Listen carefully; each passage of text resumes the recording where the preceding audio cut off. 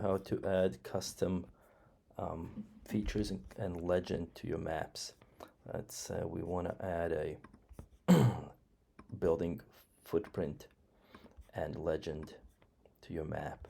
We select the polygon feature, we draw a building footprint, we select custom from the menu, we add the legend here, and then we select the color of the line, line type, thickness, opacity, and fill color, and fill opacity, and save. We're ready to print. We go to print, we select custom zoom.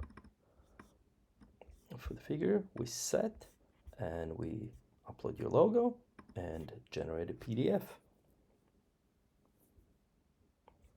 Here you see the building footprint legend and your building, and we're done.